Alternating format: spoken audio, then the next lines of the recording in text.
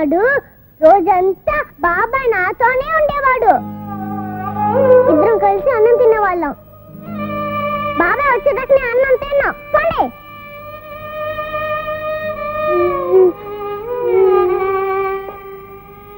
అమ్మా మాదా కవడం తల్లి. అలా ఏడుస్తూ పడుకోకమ్మా. లేచి వెళ్ళి ఆ అబ్బాయికి ఓ ముద్ద అన్నం వేసిరా.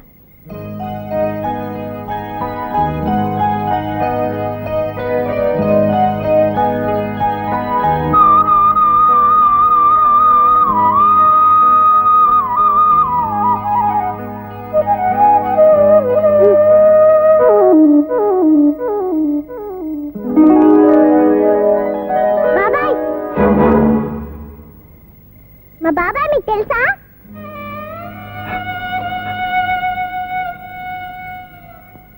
తెలుసమ్మా, మీ బాబాయ్ నాకు బాగా తెలుసమ్మా.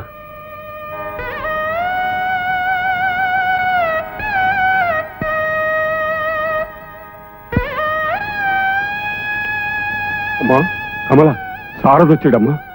వచ్చాడా? ఏడి?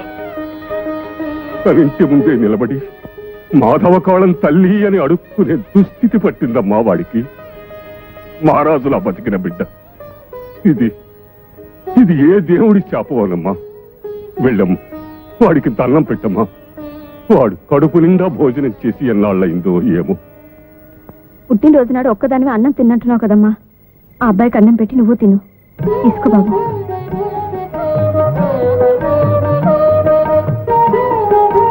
తినయ్యా.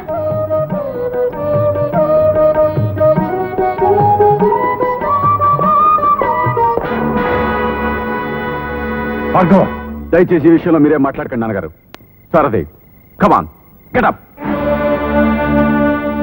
అన్నం పరబ్రహ్మ స్వరూపం రా భార్గవ. అన్నం ముందు నుంచి లేపడం మహాపాపం. వృత్తిలో పాపపుణ్యాలకు చోట్లేదు. ఏమిటండి వృత్తి? పొదరిల్లులా సుఖ సంతోషాలతో నిండి ఉన్న ఇంటిని చిన్నాభిడం చేయడం వృత్తి అంటే? శాంతిలేని ఎలాంటి చక్కని కాపురంలో కళతలు రేపి కన్నీళ్లు నింపడం ఆ వృత్తి అంటే? ఇది మీకు తప్పనిసరి అయితే వద్దండి, ఈ వృతకొద్దు.